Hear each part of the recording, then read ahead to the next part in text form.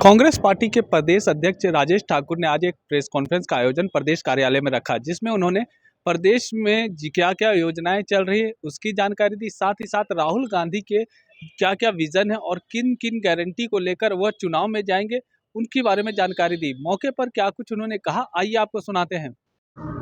जीवन के साथ जीविका भी देने का काम किया था। आपको याद होगा उस समय कई योजनाएं लागू की गई, मनरेगा को मजबूती दी गई, मनरेगा की राशि बढ़ाई गई ताकि यहाँ के लोग यहीं काम कर सके और उन्हें बाहर इस तरह के दंश को झेलने नहीं जाना पड़े। और साथ ही साथ हम लोगों ने उस पर बहुत काम किया था कि अब कहीं भी कोई मजदूर जाएगा काम करने तो उसकी जानकारी हमारे सरकार के पास होगी और जब भी कोई विपत्ति आएगी तो हम उसके साथ खड़े होंगे। भर्ती भरोसा के तहत 30 लाख जो नौकरियां देने की बात है, केंद्र सरकार के विभिन्न मंत्रालयों और विभागों में अभी भी 10 लाख रिक्तियां हैं। 10 लाख जो सृजित पद हैं वो खाली हैं। शिक्षा, सेना, स्वास्थ्य, सभी जगहों पे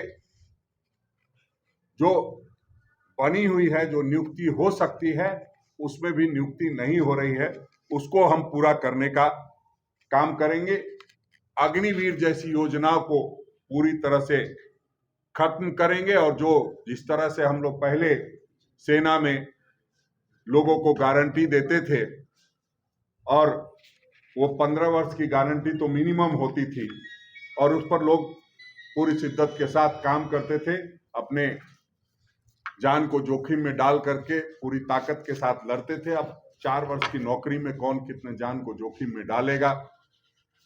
और ये सेना जैसे जगह पर ये अनुचित है कि किसी को 4 वर्ष की आप ट्रेनिंग दे करके उसको छोड़ देते हैं तो निश्चित रूप से जब उसको रोजगार नहीं मिलेगा तो और कोई और रास्ता अपनाएगा और वो रास्ता जब अपनाएगा तो देश के लिए बहुत खतरनाक सिद्ध होगा।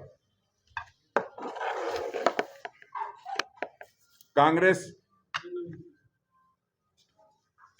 एक गारंटी और देती है कि जो 25 वर्ष के जो स्नातक एवं डिप्लोमाधारी हैं उनको 1 लाख रुपए प्रति वर्ष पारिश्रमिक दिया जाएगा और इसी अनुरूप हम लोगों ने युवाओं को गारंटी देने के लिए जो लगातार आदरणीय राहुल गांधी जी भारत जोड़ो न्याय यात्रा किए, उसमें युवाओं की समस्याएं जो सामने आई, जो उससे निकल करके आया, तो उन्होंने ये गारंटी देने का काम किया है। उसी चीजों से आपको अवगत करा दिया है। हम समझते हैं कि और अगर कोई सवाल होगा, मैं जानता हूं आपके पास बहुत सारे सवाल है क्योंकि राज्य में इससे जिन मुद्दों पर मैं बात कर रहा हूं उन मुद्दों पर काम हुआ है और बहुत लोगों के हिसाब से नहीं भी हुआ है। जो लोग कुछ नहीं किए हैं वो भी आज उंगली उठा रहे हैं, तो निश्चित रूप से आपके सवालों का जवाब दूंगा। आप अगर कोई सवाल है तो नहीं, आप तब आपको ध्यान नहीं है। जिस दिन घटना हुई उसके बाद जैसे ही मुख्यमंत्री ने उसको सीरियसली लिया, देखिए कोई भी जो लोग दल छोड़ के जाते हैं वो 2 कमी बता के जाते हैं। कोई भी इस्तीफा देता है तो ये पूरा कारण बता के नहीं जाता है, निजी कारणों से ही बोलता है।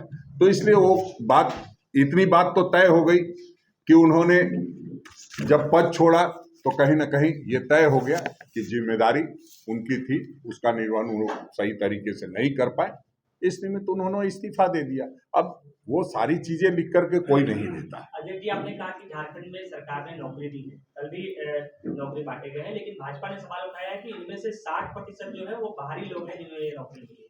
अब भारतीय जनता पार्टी ये बात कह रही है, जिसका सांसद पलामू में जिसको रोजगार दिया, जिसको चतरा में सुनील सिंह जिसको रोजगार दिया, धनबाद में पीएन सिंह जिसको रोजगार दिया, हजारीबाग में जयंत सिन्हा जिसको रोजगार दिया, भारतीय जनता पार्टी ने रांची में संजय सेठ को रोजगार दिया, वो बाहरी भीतरी की बात ना करे तो ज्यादा अच्छा है। नहीं, उसकी बात नहीं करे। वो कौन कह रहा है कि बाहरी को नौकरी मिल गई? उनको अंदाजा ही नहीं है। कभी उनको लगता है कि हमारे जो प्रवक्ता हैं उनको कहीं कोई नौकरी लग जाती, तो भैया लगेगी, मेहनत करिए, काम करना होगा, रोजगार सीधे। अब आप चाहेंगे बाबूलाल जी 14 वर्ष तक इधर उधर घूमते रहे, नहीं मिली नौकरी, अब उनको लगा कि भाजपा रोजगार दे देगी तो चले आए। आपके झारखंडियों को रोजगार मिलेगा कैसे? कौन सी योजना?